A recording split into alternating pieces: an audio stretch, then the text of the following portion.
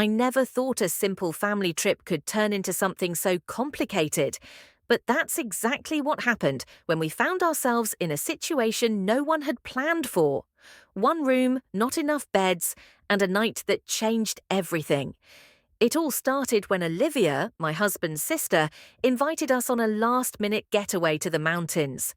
It was meant to be a peaceful break, a chance to bond, unwind, and escape the chaos of daily life. My husband Mark was thrilled. Our teenage daughter Emily was excited. And then there was Ryan, my stepson, quiet, reserved, but always polite.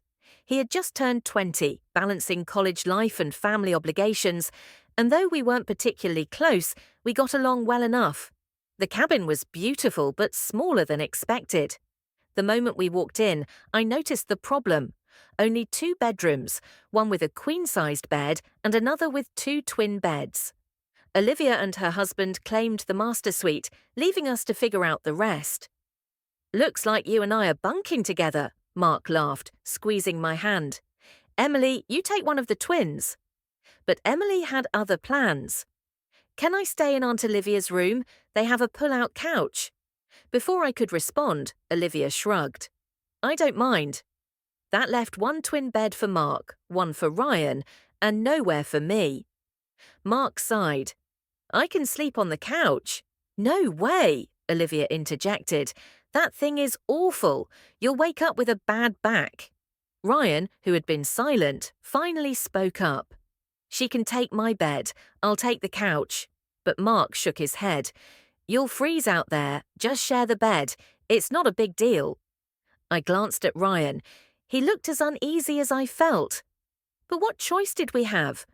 And so, as the night crept in, I found myself lying in the dark, inches away from my stepson, wondering how I had ended up here. Lying there in the dim cabin, I could hear every creak of the wooden floor, every gust of wind rattling against the window. But what I heard most clearly was the steady, almost hesitant breathing of Ryan beside me. I lay on my side, facing away, trying to make myself as small as possible.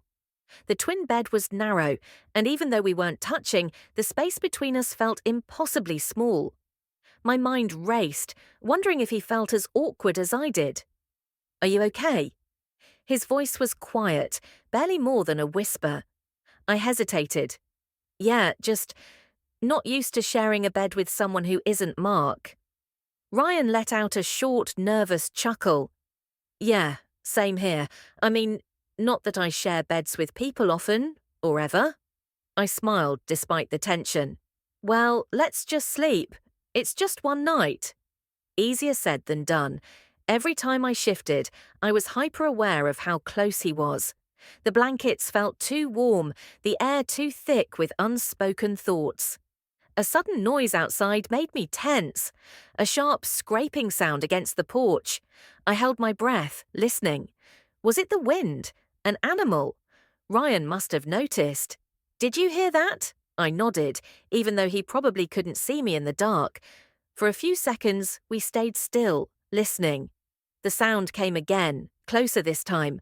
A slow, dragging noise, followed by something that almost sounded like footsteps.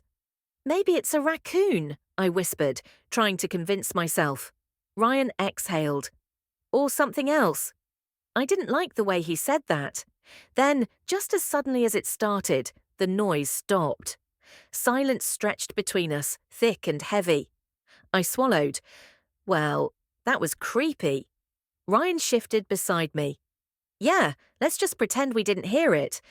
But as I finally closed my eyes, I couldn't shake the feeling that something, or someone, was out there, watching, waiting. And the night was far from over. The silence in the cabin felt unnatural, like the entire world was holding its breath.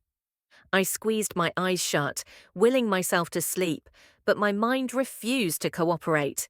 Every little sound, the rustling of tree branches, the occasional crack of the wooden walls settling, sent a prickle down my spine. Ryan shifted beside me. "Are you still awake?" I exhaled. "Yeah." He hesitated. "I have a weird feeling about that noise." I wanted to brush it off, to tell him it was just the wind, but something in his voice made me pause. He wasn't the type to get worked up over nothing, and deep down I felt it too, an eerie sense that we weren't truly alone. A sudden thud from the porch made us both freeze. It wasn't just a sound this time, it was movement, deliberate, heavy. Ryan sat up slowly, his silhouette barely visible in the faint glow from the curtained window. "That wasn't an animal," he whispered. My pulse pounded.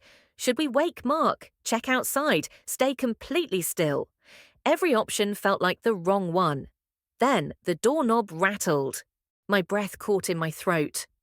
Ryan tensed beside me, his body stiff with anticipation. The handle twisted once, then again, and then nothing. The silence stretched, even heavier than before. No footsteps retreating, no rustling in the woods, just stillness. Ryan leaned toward me. "Should we?" A sudden knock, sharp, deliberate, echoed through the cabin. I bolted upright, heart hammering. Ryan inhaled sharply. "Okay, what the hell?" The knock came again, 3 times. Slow, measured. Then Olivia's voice rang out from the other room. "Did anyone else hear that?" Emily whimpered, her voice muffled. "Mum? What's going on?" Mark groaned groggily. "What time is it?" Before anyone could answer, the knock came a 3rd time. And this time, it wasn't just at the front door. It was at the bedroom window too. For a moment, no one moved. No one breathed. The knocking at the front door had been terrifying enough. But now, hearing it at the bedroom window, just feet away from where Ryan and I sat frozen, sent ice through my veins. Ryan slowly turned his head toward the window, his breath shallow. "Tell me that's just the wind." But we both knew better. From the other room, Mark's voice came groggy but alert. "Who the hell is knocking at this hour?" I swallowed hard, my throat dry. "It's not just the door," I called out, barely above a whisper. "Someone's at the window." Emily whimpered, and Olivia cursed under her breath. The cabin suddenly felt much smaller, the walls too thin, the doors too weak. Ryan shifted beside me, his body tense. "We need to check." I grabbed his arm. "Are you crazy?" Another knock, louder this time, closer, more insistent. Mark's footsteps thudded down the hall, and a second later, the light in the living room flicked on, casting eerie shadows under our door. He was going to open it. "Wait!" I hissed, scrambling out of bed. Ryan was right behind me as I threw open our door just in time to see Mark reaching for the handle. "Don't!" I begged. He frowned. "It's probably just a lost hiker or—" A sharp scrape against the window in our room made us all jump. Olivia let out a small gasp. Mark hesitated, his fingers just inches from the doorknob. Then whoever, or whatever, was outside did something new. They spoke. A voice, hollow and unnatural, rasped through the thin wooden walls. "Let me in," Emily screamed. Olivia grabbed her, pulling her close. Ryan stepped in front of me, his fists clenched. Mark backed away from the door, his face pale. "Nope, absolutely not." The knocking stopped. The entire cabin went silent again. And then, the front door slowly started to creak open, on its own. The front door groaned as it inched open, revealing nothing but the cold, dark void outside. A gust of wind rushed in, making the old wooden walls shudder. Mark stumbled back, his face drained of colour. "No way," Ryan whispered, gripping my wrist. "That's not normal." Emily clung to Olivia, sobbing softly, while Olivia's wide eyes darted between the door and the window. "Shut it, now!" Mark lunged forward, slamming the door shut with a loud bang and twisting the lock. For a brief second, relief swept through me until I heard it. Another door creaking from inside the cabin. Ryan and I spun toward the hallway. The second bedroom door, the one no one had touched, was opening slowly, inch by inch, revealing nothing but pitch-black darkness. Mark turned, his voice shaking. That was closed." I stepped back, my heart pounding. "We're not alone." The air inside the cabin felt different now, thick, suffocating, charged with something unseen but undeniably present. The wind outside howled louder, but inside everything was eerily still. Then a shadow moved. At first I thought my mind was playing tricks on me, but no, something shifted in that darkened doorway. A figure, tall and unmoving, was barely visible in the shadows. Ryan sucked in a sharp breath. "Do you see that?" Before I could answer, the voice came again. But this time it wasn't outside. It was inside, low, rasping, and too close. "You shouldn't have come here," Emily screamed. Olivia yanked her backward. Ryan grabbed my hand. "We have to go, now." Mark reached for the light switch, but the second his fingers brushed it, every bulb in the cabin flickered, then burst, plunging us into darkness. And then the footsteps started, slow, heavy, coming straight toward us. The footsteps grew louder, deliberate, each step reverberating through the wooden floor. In the suffocating darkness, I could feel Ryan gripping my wrist, his pulse racing beneath his skin.